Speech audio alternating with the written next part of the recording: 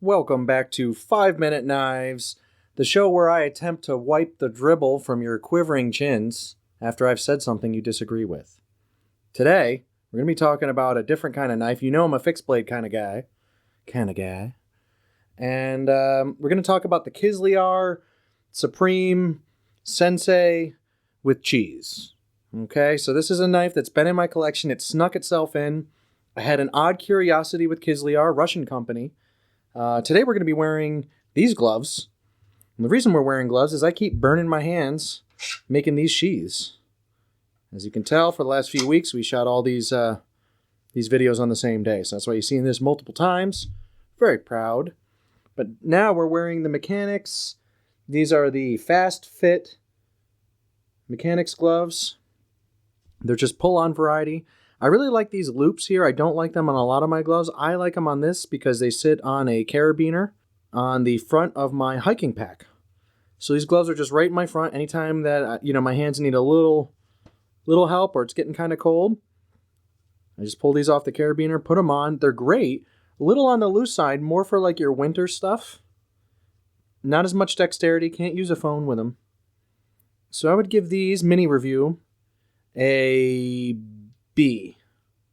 They're pretty good. A little on the big side. These are large. That being said, they're still in my collection. I like them.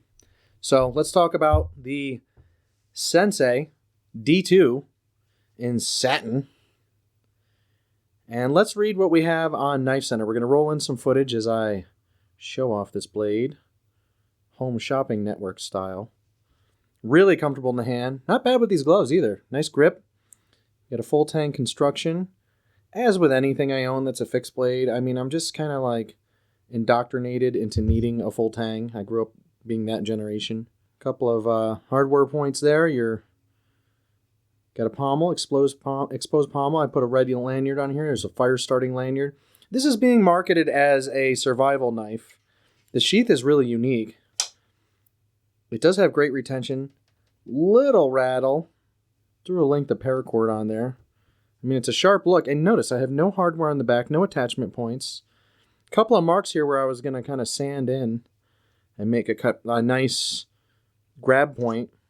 Because this was kind of like a self-defense knife for a while. Now it rides in a pack, and I can't tell what I use it for. Here's your attachment points. You get this plate, and then you get this kind of like bloop, loop. It's okay. A tech lock will fit. It is compatible. I would recommend Scout Carry on something this big. It's a 9-inch blade on Knife Center, where I purchase all my knives, for the most part.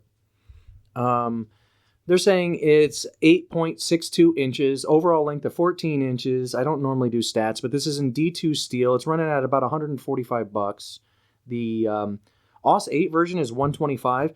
I would say the AUS 8 version is just fine. With this geometry, for what it is, you can rock AUS 8. Who cares if it's not the king of steels? And I live in a cold place. D2 does not like cold. So AUS 8 may even be better and save you $20. So just a thought. Good weight in the hand. Kind of a rubberized handle. Pretty cool. I like this recessed area here. What I do not like is how this kind of like sweeps up.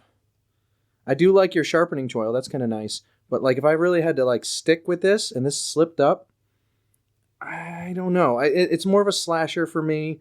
They're marketing it as a bit of a survival knife. This could work as like sort of a machete in a pinch. Although sharpening D2 in the field, not my favorite thing. I have some work sharp stuff. I should probably review that as well. We have a swedge on the top. Really attractive shape. I think I bought this on a whim because I couldn't afford the CRKT Hishao. I'm a Japanese sword art practitioner, and that just really spoke to me.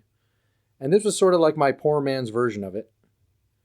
On Knife Center, the write-up says, the Sensei knife connects the beauty of the Oriental tradition with Russian practicality. I don't know about all that. Flowery writing, guys. It combines a camp knife, a machete, and a Japanese tanto long knife. This is the traditional tanto shape, so I'll give him that much. As far as the okisaki, on the kisaki. Actually, it's not even an okisaki, it's just a kisaki, but there's no plunge line. So it's kind of different. See scratches from me sharpening it. It just begs to be put to work. The blade is crafted from D2 steel, which has an exceptional hardness and great edge retention. Yeah, it's okay. Special heat treatment is done to give the blade durability. Haven't noticed anything different. When in hand, it feels like a small sword. Now that I will give him, and I think that's why this has stayed in my collection for so long. With the handle being so minimalist, the balance point's a little more out here. So you actually feel like you get a good amount of weight towards the tip. This feels like if you did like a snap cut, it would actually really bother somebody.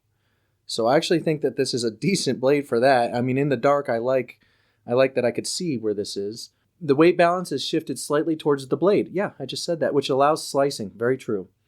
Cutting and hacking with comfort. Non-slip craton handles with removable scales. Full-size guard. Guarantee a comfortable and secure grip. I may make other scales for this because I want to make another sheath. I would rather have like kind of like a taco style sheath to kind of give me like that really comfortable thin grip on this guy. But this sheath's not bad that it comes with. I haven't replaced it yet, if that tells you anything. And also, with these handles, I don't know if it wants to be molded. The heat may actually bother at this kind of rubberized handle. It's aged okay. I've had this for a couple years. It's aged okay. But I feel like this handle is not that rugged. I would be interested in their like 6-inch line. Like their 6-inch blades, fighting blades. They're a little on the heavy side. This one's 11.5 ounces. I don't know if that's with the sheath, though. I don't think so. Feels heavier than that. So you've got to be approaching a pound with hardware. 60 HRC. Yeah, thickness, 1/18 of an inch there. Yeah. Handguard, lanyard hold, MOLLE compatible sheath, fixed blade, drop point blade. Okay. Enough of knife centers. Stats. What do I think? Well, it's still in my collection. So if that tells you anything, you know I get rid of stuff. It rides in my everyday pack. Believe it or not, I know it's a little on the big side for that, but that's because everything else found its forever home. And this is kind of floating around, and I just threw it in there for now. As far as my home defense, you guys know I use the Becker BK5 next to my bed. I just feel like that like bird's beak end is a little bit better, and there's a little more protection for my finger. That's a 9-inch blade, roughly the same size. I like the curvature a little bit more on that one. This is a hollow grind, making it kind of weird to sharpen sometimes, but reducing a little bit of weight where needed. Attractive, good. Conclusion. Do you need to buy this? No, you don't. As far as Kizlyar is concerned, it does open the door, though. Now that I own this knife, I am interested in the rest of their line. It's affordable. Another reason I haven't gotten rid of it. Sometimes when you get rid of stuff, if it's affordable, you're not going to get that much money back for it. What could I sell this for? $70? No, better off keeping it. It's a nice knife. So it falls in that sweet spot. If you haven't bought a Kizlyar knife yet, you're probably not going to pull the trigger on this one. But if you've already purchased one, the rest of their line opens right up, and you start looking at it going, yeah, I like that design. That's kind of cool. I like the OD green, shorter senpai version of this. I think I might pick up. It sucks because it's affordable, and it gets you in this loop. It's kind of like what Olight does, you know? Like, you can afford their new stuff, and it's all kind of similar and cool, and there are variations enough to get you to buy. So I'm torn on this one, guys. Normally, it's a total buy or a total pass. In the 2 years I've owned this knife, I have not been able to make up my mind as to what I think about it. So that's why we went long today. This is a strange knife. I would say if you buy it, you're going to be happy. This is a mini sword, for sure. A little bit dangerous to the user, though, with this upswept guard. I don't know why it didn't curve down and block your finger better. I can just kind of climb right up there. No choil there either, so there's no reason for you to want to choke up. It's a slasher. I wouldn't stick with it, and that doesn't make it a great self-defense knife. So it's kind of like in that weird mall ninja spot, you know? But it doesn't suck. This is weird. I would say this one's a toss-up. This could be the first toss-up of the channel. It's not a pass. It's not a buy. I'm going to call this one a draw. It's on you guys. Sorry I couldn't help, but it's a really weird knife, and I wanted to show it. I'm running out of gear. I appreciate everybody tuning in, and we will catch you next time on 5-Minute Knives. I know I already finished the video, but the crowd won't disperse. They demand an ovation, or whatever. I got to come back. Because I left this one inconclusive, It's let me know what you think in the comments. One thing I left out that is imperative for this knife is the lanyard. And that is because, and however you want to rock that, and that is because of this upswept choil here, this guard. You're going to need the lanyard, okay? It fits all my fingers without the gloves. And for this thing, I wouldn't stick. I don't know so much about slashing. It's a snap cutter. You snap cut, and you have the extra length for it. So it's really good for that. That's why it lends itself to being kind of a generic machete when you're out there, if you need. Wood cutting, the hollow grind, this is not going to be great for that. This is almost Mall Ninja territory, but it is a good knife. Please let me know what you think in the comments. This one confuses even me. I don't know if this is a buy or a pass. Let me know if this interests you. If you guys own it, what do you think about it? Don't use this stupid lanyard it comes with. I'll tell you that. That's obnoxious. And it's for decoration. They're like in love with this like Oriental influence. By the way, don't say Oriental. But this Japanese swords influence, when really they followed none of the rules of like, you know, blocking the finger, you know, I guess it's just the blade shape. Handle material, sheath material, but get yourself a lanyard that fits all your fingers, and that should keep you relatively safe from slipping up. Now you can use it again for a thrust. So just a thought. I had to come back and kind of add that. I know it's a long review. We got to be over 10 minutes. I'd say this one's a buy. It feels good in the hand. I like it. I haven't gotten rid of it, and I try to be more practical with my blades. I mean, it feels nasty like that.